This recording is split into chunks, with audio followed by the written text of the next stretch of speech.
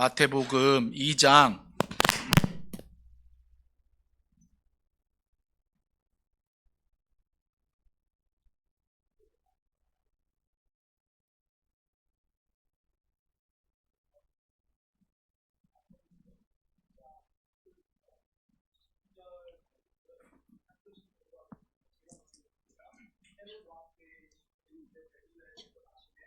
1절부터 박사들이 예루살렘에 이르러 말하되 유대인의 왕으로 나시니가 어디 계시냐?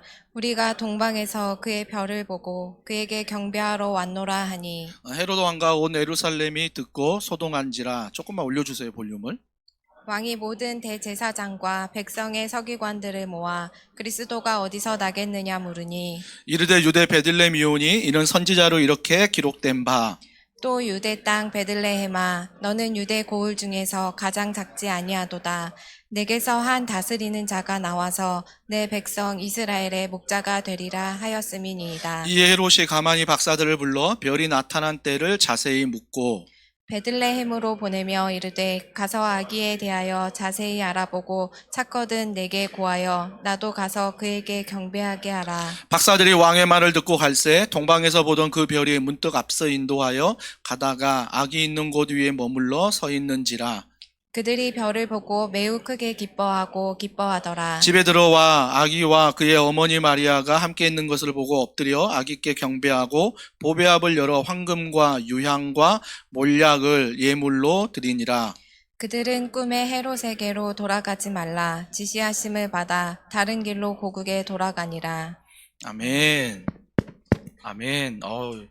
아멘 하니까 바로 마이크가 들어왔어요. 이거 조심해야 돼요. 또 진짜. 성탄절을 맞이해서 오늘 이 본문을 통해서 예수님의 탄생에 대해서 반응하는 사람들의 모습을 살펴보고자 합니다. 그 첫 번째가 뭐냐면 1절에 헤롯 왕 때에 라고 말합니다.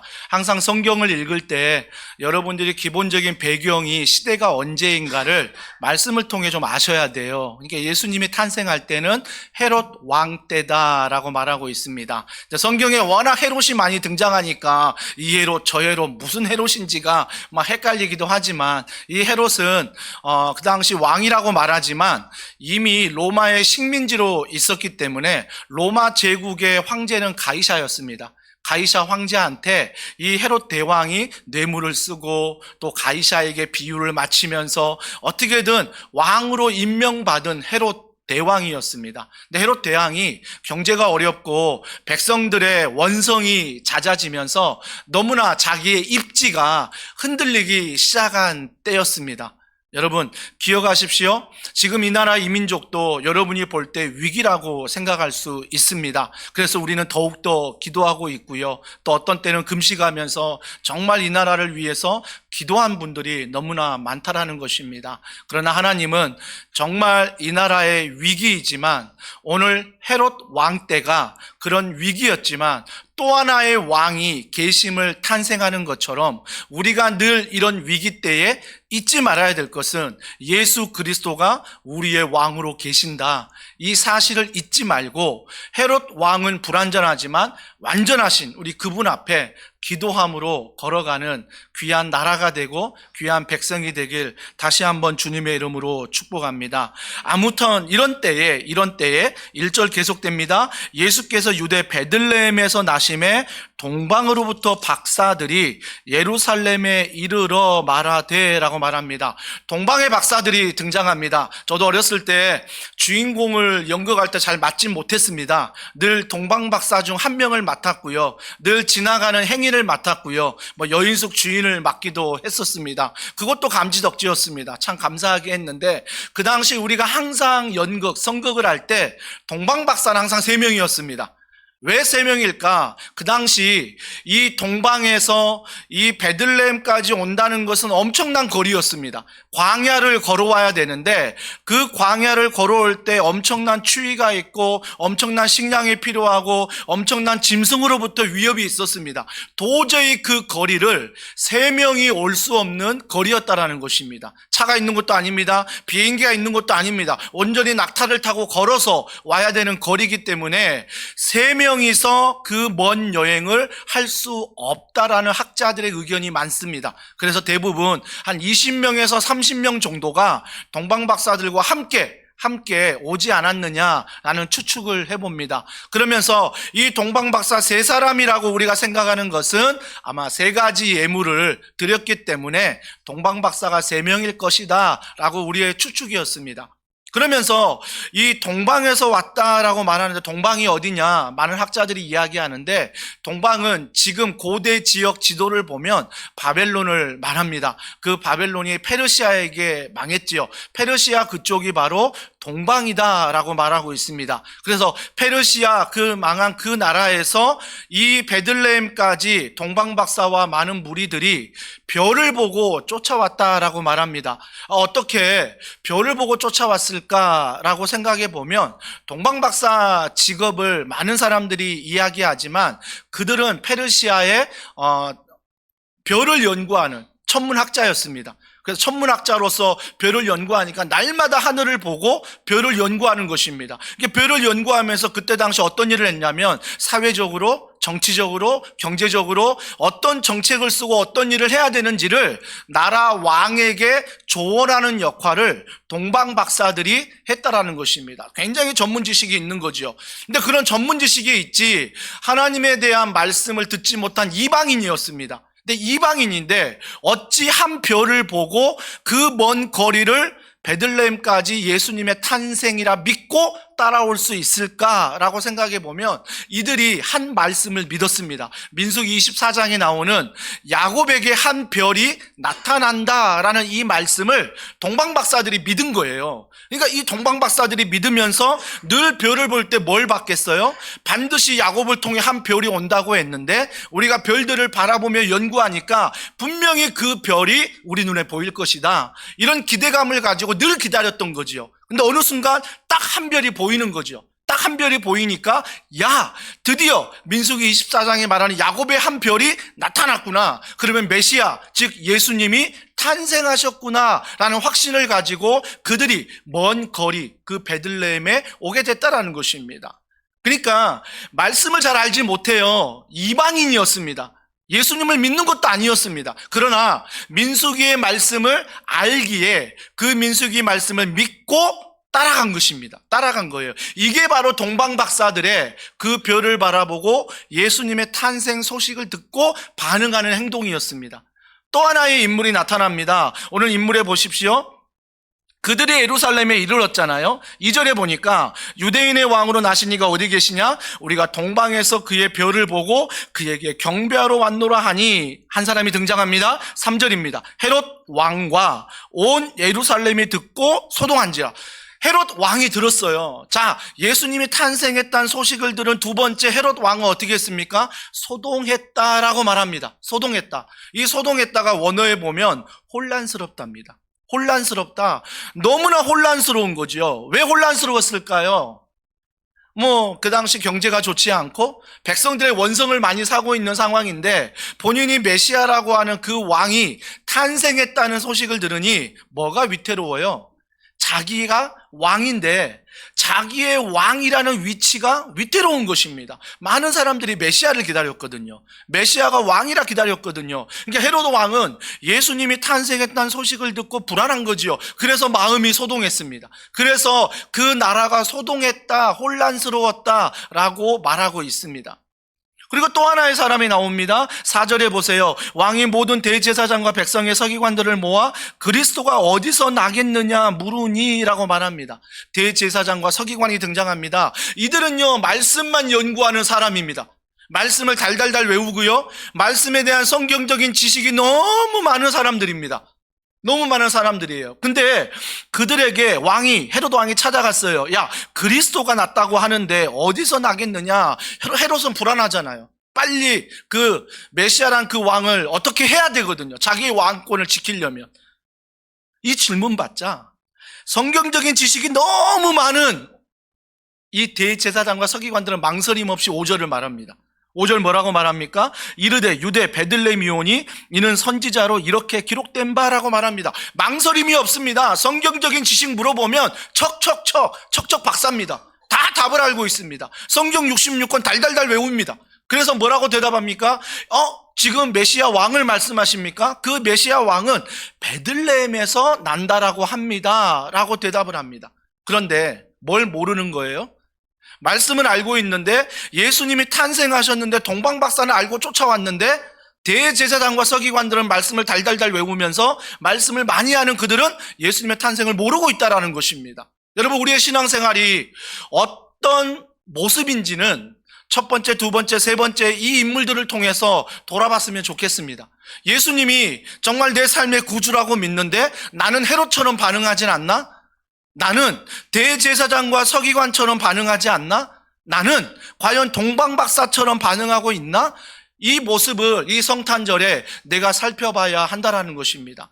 우리도 많은 경우에 헤롯 왕처럼 두려워합니다. 왜요?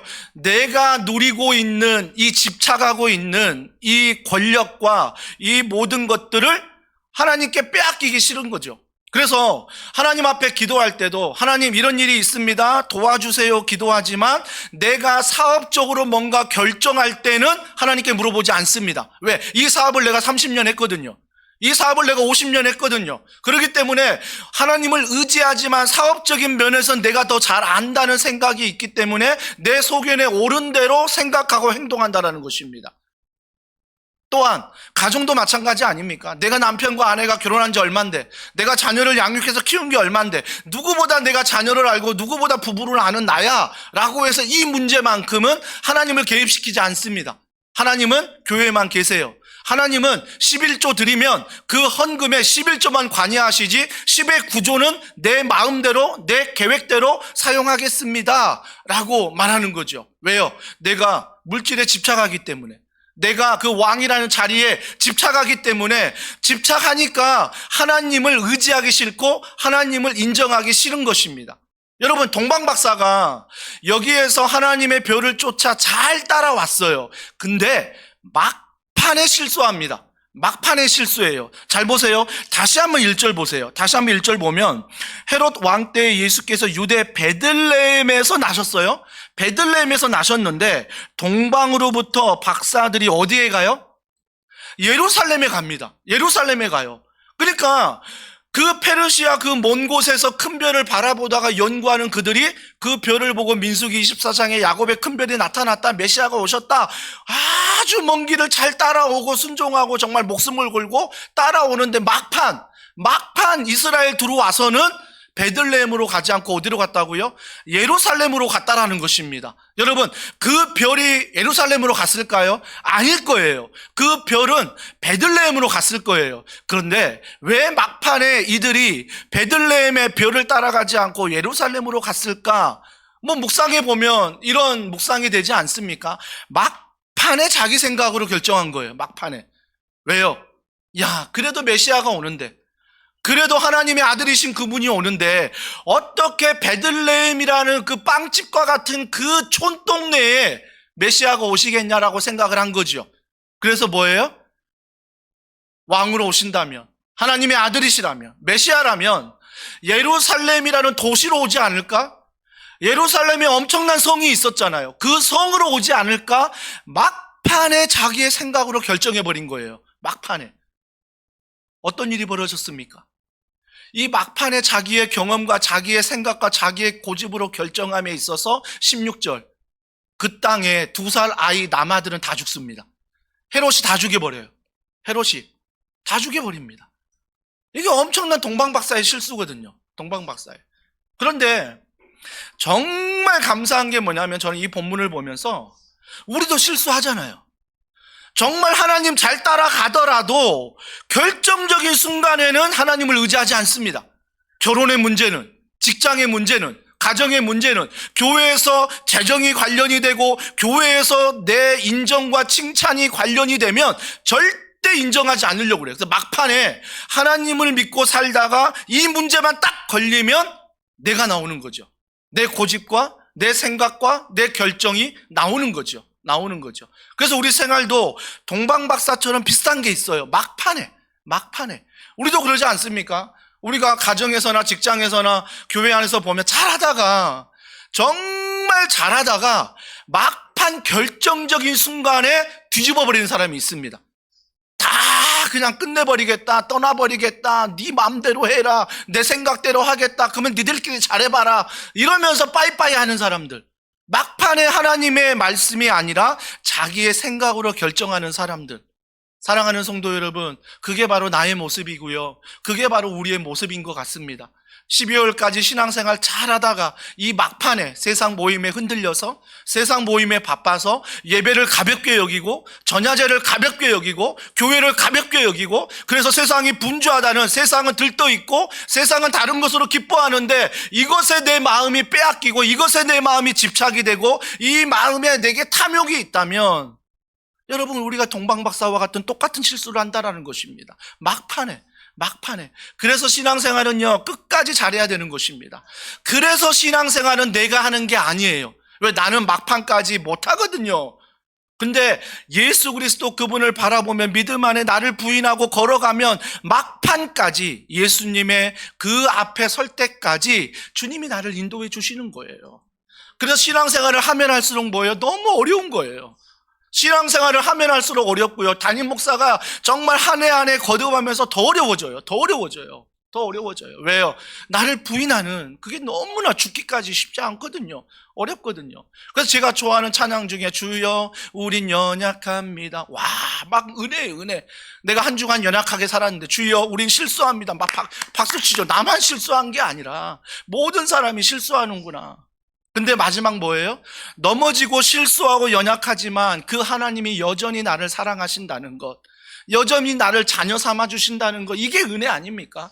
여러분, 실수 안 하려고 살아가 보세요. 물론 제 자신도 굉장히 실수 안 하려고 노력하는데, 정말 실수 안 하려고만 사역하다 보면 경직됩니다. 굉장히 경직돼요. 누구를 만나도 자유함이 없죠.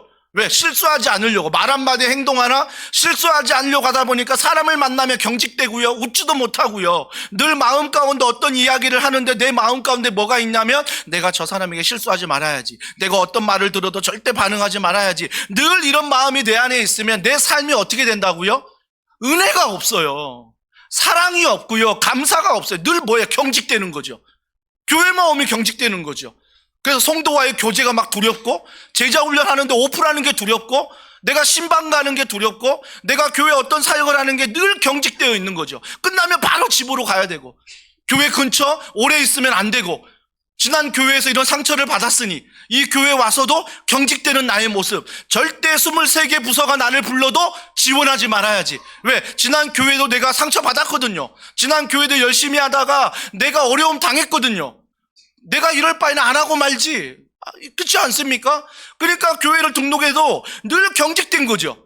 경직된 거예요. 정말 선한 마음에 함께 섬기면 좋겠습니다, 선한 마음에 더불어 즐겁게 세워가면 좋겠습니다 라고 말하는데, 여전히 나는 그 말씀 앞에 실수하지 않으려고, 여전히 나는 칭찬받고 인정받으려고 여전히 경직되어 있고, 누군가 말할 때 굉장히 조심스러운 건 좋지만 자유하지 못하고 사랑으로 나누지 못하고, 이런 경직됨이 우리 안에 있다라는 것입니다. 그러니까 헤롯은요, 자기 자리 안 뺏기려고 굉장히 경직되어 있죠. 경직되어 있으니까 어떻게 해요? 두려운 거죠. 뺏길까봐. 그래서 남아 두 사람이 다 죽여버리는 거죠. 다 죽여. 이게 두려움에서 나타나는 거거든요. 동방박사가 이런 실수를 하지만, 동방박사 11절에 보세요. 베들레헴으로 다시 가요. 예루살렘에 자기 생각으로 왔지만 그 별을 바라보고 다시 베들레헴으로 간다고요. 저는 이게 회개라고 보는 거예요. 이게 정말 신앙생활 잘하는 거예요.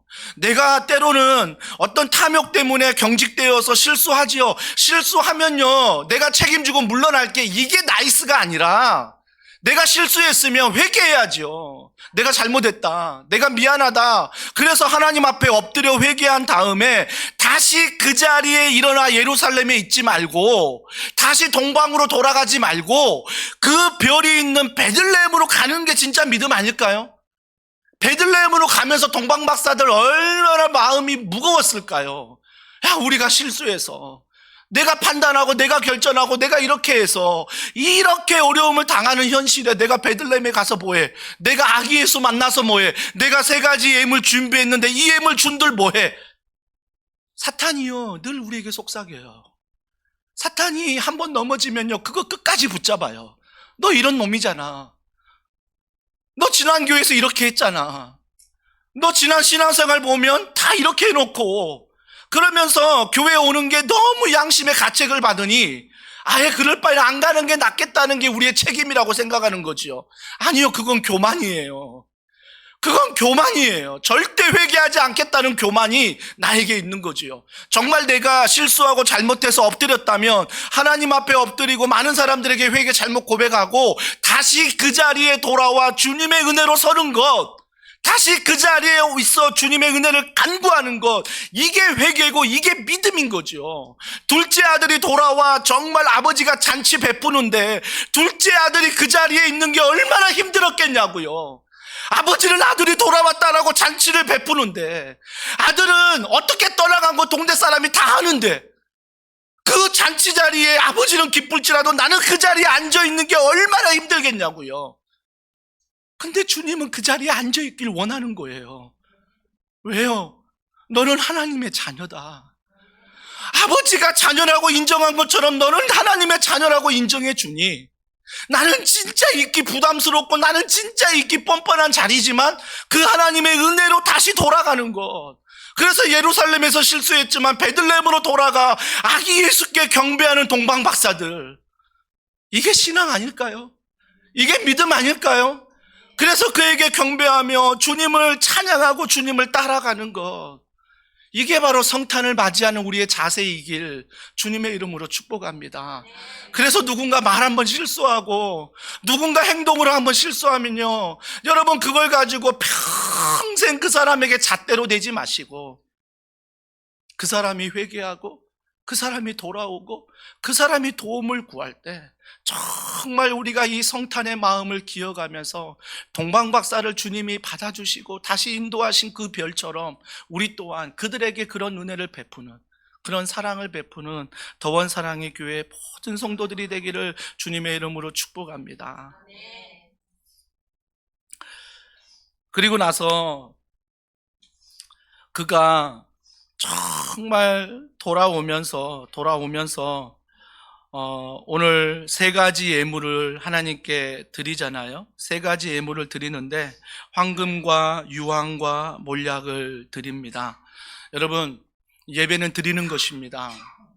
절대 잊지 마시기 바랍니다. 은혜 많이 받았습니다 라고 하는 게 정말 저에게는 힘이 되는, 말씀을 전하는 자로서 힘이 되지만 은혜 많이 받았습니다 라고 하는 것보다 내가 하나님께 감사를 드렸습니다.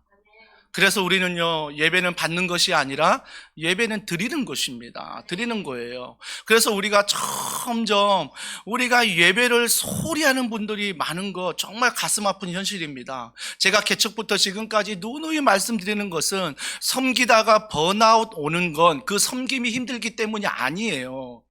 그 섬김이 어렵기 때문이 아니에요. 왜 번아웃이 오냐면 예배예요.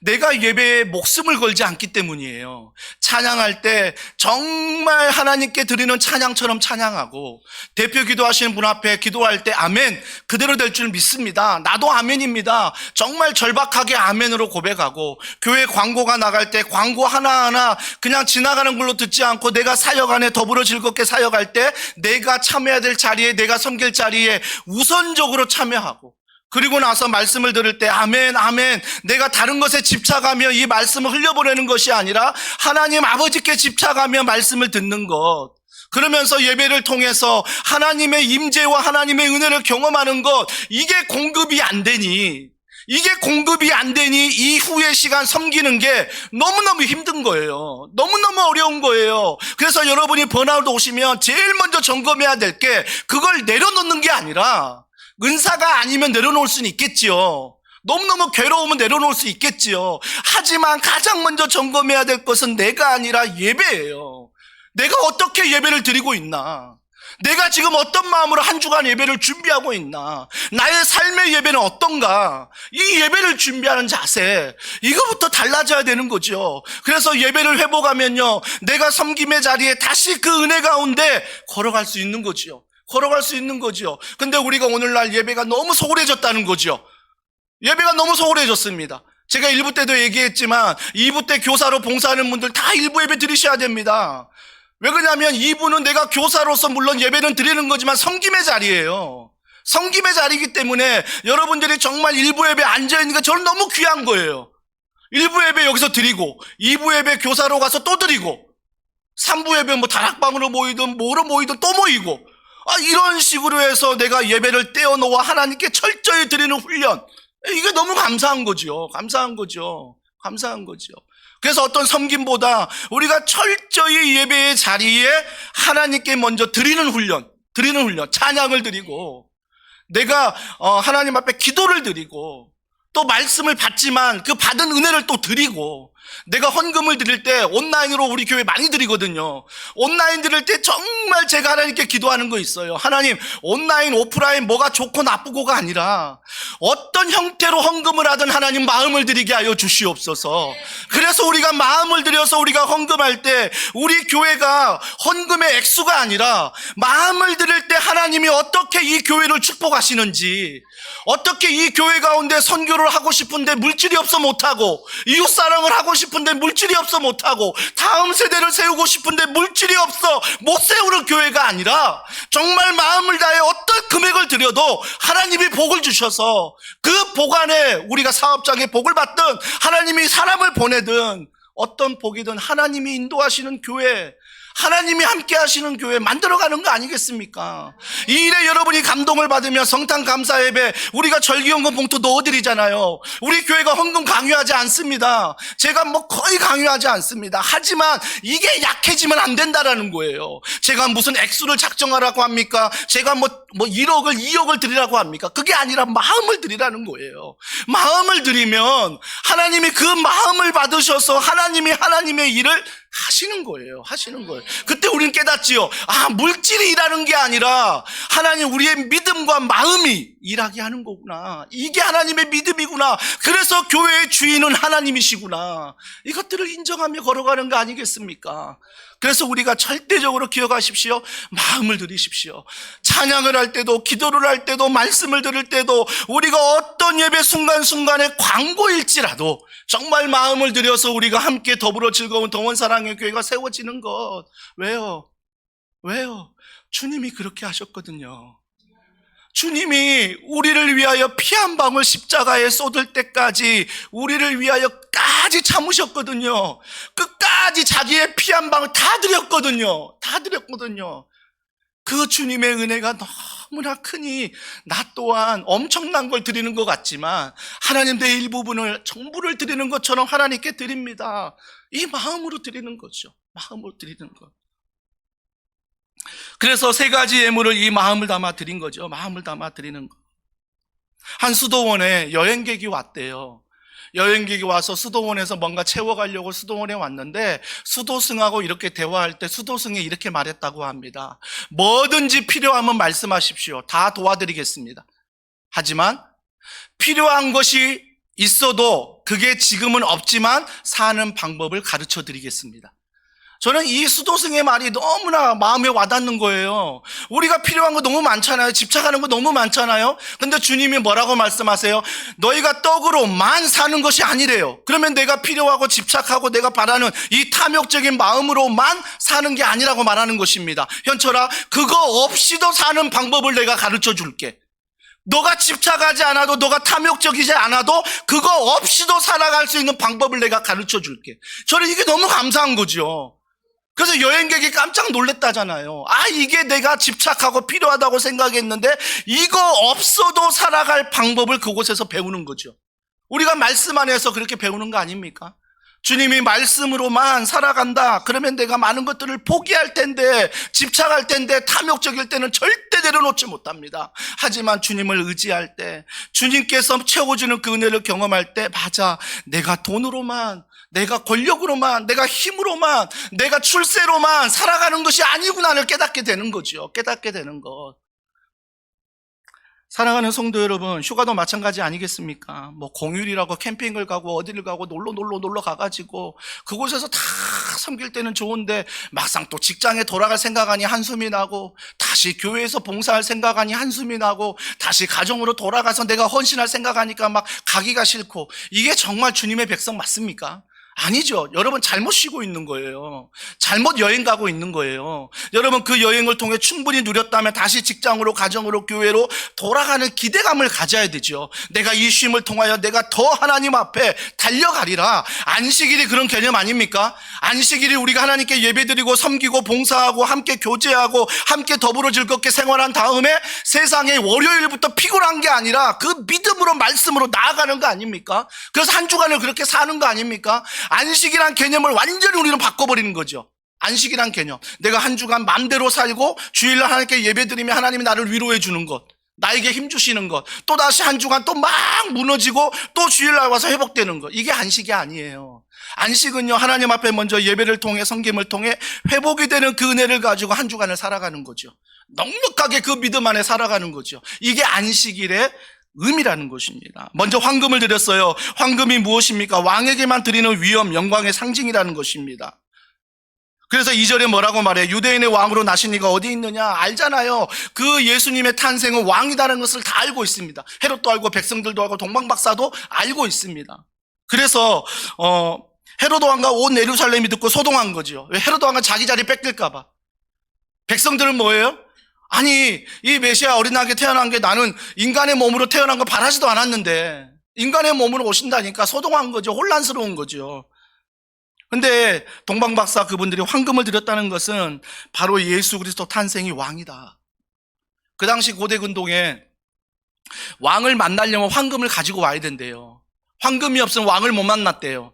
그렇기 때문에 황금은 뭘 의미해요? 왕을 만날 수 있는 걸 황금이에요. 그러니까 이 동방박사들이 황금으로 예물을 드렸지요. 근데 황금으로 예물을 드릴 때 헤롯 왕은 자기 자리를 지키려고 했지요. 자기 권력을 지키려고 했지요. 황금을 받으신 예수님은 어떤 마음입니까? 자, 빌립보서 2장 5절과 8절 다 같이 읽습니다. 시작. 너희 안에 이 마음을 품으라. 곧 그리스도 예수의 마음이니 그는 근본 하나님의 본체시나 하나님과 동등됨을 취할 것으로 여기지 아니하시고 오히려 자기를 비워 종의 형체를 가지사 사람들과 같이 되셨고 사람의 모양으로 나타나사 자기를 낮추시고 죽기까지 복종하셨으니 곧 십자가에 죽으심이라. 완전한 리더십이 달라요. 세상의 왕은 자기의 탐욕, 자기의 자리, 자기의 인정, 칭찬을 위해서 살아간다면 예수 그리스도 하나님의 아들이신 그분이 왕으로 오신 분은 뭐예요? 하나님과 동등됨을 취할 것으로 여기하지 않았다. 하나님이시지만 하나님처럼 여기지 않았다라는 것입니다. 인간의 몸으로 왔다라는 것입니다. 시간의 제한으로, 공간의 제한으로, 육체의 제한으로 그분은 들어오셨다라는 것입니다. 그래서 33년을 사셨습니다. 여러분 33년 공생애 잘 하시지요? 그분이 요셉이라는 아버지를 두고 마리아 어머니 두고 정말 목수일을 하셨잖아요. 목수일을 하시면서 그분의 사역을 보십시오. 기적도 많이 베풀고 은혜도 베풀었지만 목수로서의 생계를, 아버지가 일찍 돌아가셨잖아요. 목수로서의 생계를 한 가정을 책임져야 됐습니다. 우리가 어떤 사진이나 이미지 보면 예수님이 아주 곱상하고 손을 내밀면 손이 아주 고생 안 한 그런 어떤 보들보들한 손일까 착각하시는데 아니에요. 예수님은 우리가 이 땅에 겪는 모든 고난과 이 땅에 겪는 모든 고통과 이 땅에 겪고 있는 직장과 이 땅에 겪고 있는 가정 이 땅에 겪고 있는 관계, 이 모든 것을 겪으셨어요. 심지어 울기도 하셨잖아요. 그래서 예수님은요, 정말 본인이 하나님이신데 그 십자가에 죽기까지 피 한 방울 쏟을 때까지 우리의 죄를 용서하시기 위해서 그가 낮아지신 것입니다. 낮아지신 거죠. 낮아지신 것. 우리는 어떻습니까? 좀 힘만 들어가면, 좀 뭔가 위치가 되면, 좀 뭔가 인정받은 것 같고, 좀 뭔가 칭찬받은 것 같고, 좀 뭔가 되는 것 같고, 좀 뭔가 나 따라오는 것 같고, 그럴 때 어때요? 교만하기 쉽지 않습니까? 교만하기 쉽습니다. 그 교만할 때 뭐예요? 그때 실수하게 되는 거거든요. 그때 실수하게 됩니다. 여러분 이사야 6장 1절에 보면 우시아가 죽던 때라고 나옵니다. 우시아가 죽던 때라고 나오는데 우시아가 어떤 왕이었습니까? 하나님께 칭찬받은 왕이었거든요. 하나님 앞에 정직한 왕이었거든요. 그런데 나중에 그가 어떻게 됐어요? 막판 결론에 멸망하게 되잖아요. 막판 결론에 그가 교만함으로. 그래서 우리는요, 하나님 앞에 실수하고 넘어지고 이때가 정말 감사한 거예요. 다시 하나님께 돌아가고 다시 내 자신을 돌아보아 하나님 앞에 정말 내 자신을 한 번 더 점검하는 거. 아, 내가 죄인이구나. 나는 여전히 실수하는구나. 그래서 하나님이 필요하구나. 이런 하나님의 믿음의 의식. 어제도 제가 우리 제자반 모임 깜빡 잊고 장례식 갔다가 장례 참여하다가 막 아내와 함께 차 마시고 이제 발인 기다리고 있는데 전화가 온 거죠. 제 아내 폰으로 왔어요. 저한테 전화해도 안 받으니까 아내에게, 아들에게 전화해가지고 목사님이 제자반 오질 않아요. 어떻게 된 거지요? 원래 오늘 제자반인데 오늘 전야제가 있어서 어제 토요일 날 10시에 같이 모여서 제자반 하자고 몇 주 전에 약속했는데 제가 장례 때문에 깜빡 잃어버린 거죠. 그래서 제가 죄송합니다. 지금 가겠습니다. 갔더니 막 제 실수잖아요. 어떻게 말씀드려야 될까? 들어가면 어떤 분위기일까? 그게 301호 문 여는 게 너무 두렵더라고요. 근데 문 열었더니 막 어떤 분들은 환영해주는 눈빛, 어떤 분들은 막 째려보고, 어떤 분 이제 왔냐? 막 그런 눈빛. 저 혼자 생각이죠. 제가 찔리는 게 있으니까. 딱 앉았더니 아니나 다를까 인도하신 집사님이 계시는데 인도하신 집사님이 목사님 저 실망했습니다. 그러는 거예요. 왜요? 그랬더니 제 인도할 때만 안 오시고 다른 때는 다 오시더니 왜 안 오셨습니까? 라고 하면서 얘기할 때 너무 미안했어요. 너무 죄송했어요. 그래서 제가 너무 죄송하다, 너무 미안하다라고 말한 다음에 끝까지 앉아 있었습니다. 뻔뻔하죠. 끝까지 앉아 있어서 밥도 먹었어요. 그분들이 준비해준 밥도 다 먹고 다 있다가 제가 오후 1시가 돼야 집으로 돌아가서 주일 설교 다시 준비했거든요. 저는요, 그분들 앞에 저의 실수를, 저의 연약함을 절대 부정하지 않습니다. 이런 목사입니다. 죄송합니다. 지금까지 10년 동안 장로님들이 저를 그렇게 여겨주셨거든요. 지금까지 순장님들이, 권사님들이, 안수집사님들이, 부장님들이, 교회 모든 성도들이 부족한 목사지만 그렇게 여겨주셨거든요. 그래서 제가 부족하다고 말할 때 장로님들이 힘이 되어주시고 순장님이 힘이 되어주셔서 함께 교회를 세워가는 것, 함께 그 문제를 고민하는 것, 이건 목사님의 일입니다. 이건 팀의 누구 일입니다. 이게 아니라 함께 기도하면서 함께 세워가는 것. 그러니까 뭐예요? 실수해도 든든한 거예요. 넘어져도 든든한 거예요. 왜? 이분들이 계시니까. 함께 그 실수를 가지고 함께 마음 아파하며 함께 세워가는 것. 그래서 우리가 더불어 즐거운 더원사랑의 교회 공동체가 아니겠습니까? 황금을 드린다는 것, 그것은 바로 낮아지신 예수님이십니다. 여러분, 이 리더십 본받읍시다. 더원사랑의 교회가 내년에 10주년 된다고 뭔가 된 것처럼 깝치지 말고, 까불지 말고, 더원사랑의 교회가 언제나 하나님 앞에 선다는 느낌으로 모든 예배와 모든 훈련과 모든 다락방과 모든 모임과 모든 행사와 모든 이벤트와 모든 걸 할 때마다 하나님 앞에서 한다는 그 사실, 주님 앞에서 한다는 사실 잊어버리면 안 된다는 것입니다. 내가 직장에서 가정에서 살아갈 때도 하나님 앞에서 살아간다는 사실, 이 하나님의 존재의식을 잃어버리면 안 된다는 거지요. 왜? 주님이 그렇게 사셨으니까. 두 번째 유황입니다. 제사장을 세울 때 기름과 함께 드렸던 거지요. 그래서 제사장은 무엇입니까? 정말 자기의 목숨을 우리의 죄를 위해 대신 돌아가셨잖아요. 자기의 목숨을 주신 거잖아요. 이 유황을 드리면서 우리의 목숨을 정말 살리게 해주신 주님 앞에 감사한 것입니다. 그 감사가 무엇입니까? 자, 히브리서 4장 15절입니다. 다 같이 읽습니다. 시작. 우리에게 있는 대제사장은 우리의 연약함을 동정하지 못하시리가 아니요 모든 일에 우리와 똑같이 시험을 받으시니로되 죄는 없으시니라. 보세요. 우리의 연약함을 다 아신다는 거죠. 왜? 인생을 하나님이신 그분이 인간의 몸을 입고 이 땅에 사셨기 때문에 우리의 연약함을 다 아신대요. 그래서 우리는 그분이 왜 그렇게 하셔야만 되느냐? 죄는 없으신 분이기 때문에. 여러분, 우리가 10대 소녀 마리아에서 성령으로 말미암아 잉태됐다고 말하지요. 이거는 내가 성령으로 충만하지 않으면 믿을 수 없는 사건입니다. 어떻게 정혼도 하지 않았는데, 남자와 관계도 갖지 않았는데 어떻게 성령으로 말미암아 여자가 임신할 수 있을까? 이건요, 성령 안에서 믿어지는 게 기적이에요. 그런데 그렇게 오지 않으면 우리의 죄를 용서할 수가 없어요. 왜? 사람의 몸으로 오는, 사람의 관계를 통해 가정에서 오는 모든 사람들은 원죄에 걸리거든요. 원래 있었던 죄에 다 걸려요. 근데 하나님만이, 아들이신 예수 그리스도만이 인간의 몸을 빌어 성령 안에 오셨지 한 가정 안에서 정혼하여 결혼하여 오신 게 아니라는 것입니다. 그렇기 때문에 하나님이시기 때문에 그분은 죄가 없으신 분이죠. 그래서 우리의 죄를 용서하시기 위한 흠없는 제물이 될 수 있는 거죠. 예수님만이 가능한 거죠. 예수님만이. 그게 바로 유황이라는 것입니다. 세 번째는 몰약입니다. 몰약은 죽음을 상징하며 예고하는 거거든요. 죽음을 상징하는 것. 자, 마가복음 10장 45절입니다. 다 같이 읽습니다. 시작. 인자가 온 것은 섬김을 받으려 함이 아니라 도리어 섬기려 하고 자기 목숨을 많은 사람의 대속물로 주려 함이니라. 아멘. 몰약은 그때 장례식장이 많이 사용하는 용품이었습니다. 그래서 이미 예수님은 오실 때 죽음을 예표했어요. 왜요?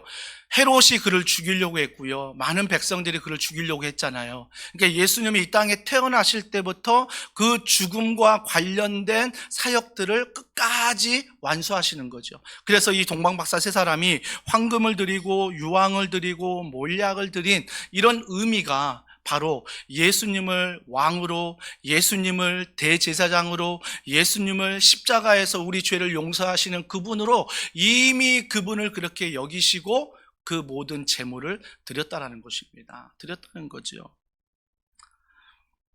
어제 장례식을 가면서 우리 성은 형제, 제가 실명을 얘기해서 미안하지만 성은 형제가 오늘 예배 중에 왔는데요. 고모가 이제 돌아가실 때 성은 형제가 이제 거의 정말 맞벌이를 하시다 보니까 고모가 거의 다 키우신 것 같아요. 거의 아들처럼 키웠는데, 장례식장에 제가 가서 이제 기도하고 마지막 축복할 때 제가 그런 얘기 했습니다. 아마 돌아가시는 그분께서 아마 성은 형제에게 아들과 같은 그런 아들로 여겨주시는 어머니와 같은 존재였을 것이다. 하지만 우리 성은 형제가 잘 들어야 될 건 뭐냐면, 이 땅에서의 이별이지만 그분이 정말 예수님을 믿고 돌아가셨다면 성은 형제를 어디서 기다리는가를 고민해야 돼요.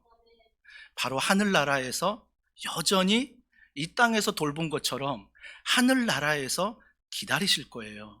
그렇다면 성은 형제와 아라자매가 정말 주님 앞에 신앙생활 해야 될 건 뭐냐면, 이제 끝났다, 이제 헤어졌다, 이젠 다시 만날 수 없다가 아니라 부활의 첫 열매가 되신 예수님이 부활하셨다면 반드시 나에게 아들처럼 아껴주신 그분도 저 천국에서 부활하여 주님과 함께 있거든요. 그러면 나중에 내가 죽음이라는 한계를 만났을 때 그 천국에 올라갈 때 영원히 그분과 살 수 있는 기쁨, 그럼 그분의 소원이 뭐겠어요? 성은아, 너도 예수님 잘 믿고 너도 이 천국에 와서 나와 함께 영원히 살자. 그게 정말 살아계신 부모님께 효도하는 것이고 돌아가신 그분 앞에 믿음으로 고백하는 것입니다. 제가 그 이야기를 어제 못 해준 게 계속 설교 준비하면서 정말 마음에 맺혔어요. 근데 제가 혼자 기도했거든요. 성은 형제가 꼭 주일날 한번 올 수 있도록. 그러면 내가 주일날 많은 성도들에게도 말씀을 전하지만 한 영혼, 우리 성은 형제에게 꼭 이 말씀 전해줘야 되겠다 생각이 들어서 오늘 예배에 참여해서 제가 여러분들에게 죄송하지만 개인적으로 제 마음을 우리 성은 형제에게 말합니다. 예수 잘 믿으시기 바랍니다. 예수 잘 믿어서 나중에 저 천국에서 꼭 사랑하는 고모님을 뵙길 바랍니다. 사랑하는 성도 여러분, 그래서 주님은 이 땅에 오신 목적이 섬김을 받는 것이 아니라 오히려 섬기려 하셨다라는 것입니다. 우리 교회가 성탄절을 맞이해서 25가정 우리 어린 아이들에게 선물을 전했습니다. 여러분, 이것으로 내가 모든 구제를 했다, 내가 사랑을 베풀었다라고 착각하지 마십시오. 주님은 자기의 목숨까지 주시기까지 하셨습니다. 그렇다면 우리가 이 성탄절을 맞이하면서 개인적으로 또 가정에서, 부부 안에서, 자녀 안에서 함께 의논하세요. 어떻게 이 사랑을 흘려보낼까? 어떻게 이 사랑을 흘려보낼까? 그래서 여러분들이 주변에 보실 때 정말 연약한 가정이 있다면, 정말 힘든 가정들이 있다면 여러분들 가정이 이 성탄의 기쁨을 가지고 찾아가시고 도우시고 흘려보내셔서 우리 교회가 날마다 이 성탄의 기쁨, 그래서 대제사장과 서기관은 하나님 말씀을 달달달 외우고 다 알았지만 예수님 탄생을 축하할 수 없었습니다.